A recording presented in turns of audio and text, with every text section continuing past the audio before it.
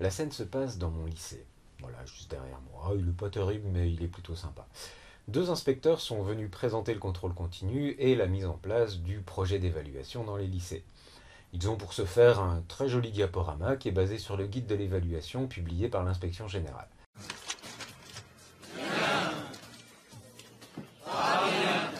Manque de bol pour eux, ils tombent sur un type qui a beaucoup bossé sur les textes, sur le décret, l'arrêté et la circulaire qui mettent en place tout ça. C'est moi. Et ça se passe mal. Pour l'un des IPR, la réaction c'est... Ouais, c'est pas faux. Alors que pour l'autre, on est plutôt sur du... Et merde. J'ai réussi à gagner une manche, j'ai pas fini parce que mon chef d'établissement revient à la charge, lui il est plutôt dans le... Je m'en fous. Mais ce que j'ai fait moi, et le combat que je suis en train de mener, le SNALC aimerait bien que vous soyez capable de le mener vous aussi, à votre niveau, dans votre établissement. Donc, à travers cette vidéo, on veut vous donner les armes.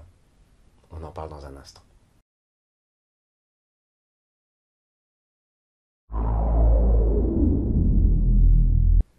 Bonjour à toutes et à tous et bienvenue sur la chaîne YouTube du SNALC.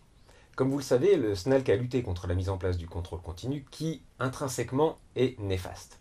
On en a déjà parlé dans une vidéo, je vous mets aussi le lien en description, n'hésitez pas à regarder. Mais là, le contrôle continu, on y est, jusqu'au cou même. Donc notre idée, c'est de vous aider à éviter le pire. On va pour ce faire commencer par étudier un petit peu ce qu'il y a dans le fabuleux guide de l'évaluation mis en place par l'inspection générale et de voir en quoi c'est déconnant comme truc. Dans ce guide, qui n'a aucune valeur contraignante, et cela nous a été rappelé en 2 occasions par la Direction générale de l'enseignement scolaire, on trouve les choses suivantes. On doit indiquer quel type de devoir on va faire. On doit dire combien de devoirs on va faire. On ne doit pas compter certaines notes qui ne seraient pas, entre guillemets, certificatives. Le projet d'évaluation a vocation à être dans le projet d'établissement. Voyons maintenant ce que disent les textes officiels. Pour plus de clarté, on va commencer par l'arrêté, et après, on va s'intéresser à la note de service qui en découle. Sur le contrôle continu, l'arrêté parle de la moyenne des moyennes constatées en conseil de classe. Sur le projet d'évaluation, l'arrêté dit « L'organisation du contrôle continu pour le baccalauréat général et technologique fait l'objet d'un projet d'évaluation travaillé en conseil d'enseignement et validé en conseil pédagogique et présenté au conseil d'administration. » Maintenant, passons à la note de service. Sur le contrôle continu, elle parle clairement et uniquement de, je cite, « la moyenne annuelle de chaque enseignement ». Sur le projet d'évaluation, elle dit qu'il s'agit d'élaborer au sein de chaque établissement un cadre, et que ce cadre est la définition de principes communs garant de l'égalité entre les candidats, tout en conservant les marges d'autonomie indispensables pour respecter la progression pédagogique adaptée à chaque classe ou groupe d'élèves. On a ensuite quelques précisions. Peut formaliser les différents types d'évaluation.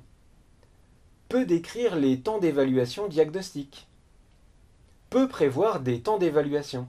Hop, hop, hop, hop, hop, hop, hop. Vous avez noté? Peut, pas doit.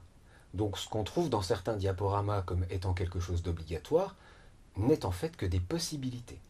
La seule obligation vraiment précise est que nous devons définir le seuil minimum en deçà duquel la moyenne de l'élève ne pourra être retenue pour le baccalauréat et sera remplacée par une convocation à une évaluation ponctuelle à titre d'évaluation de remplacement. Des principes, un cadre, et voir comment on gère si jamais un élève essaie d'esquiver le truc. C'est tout.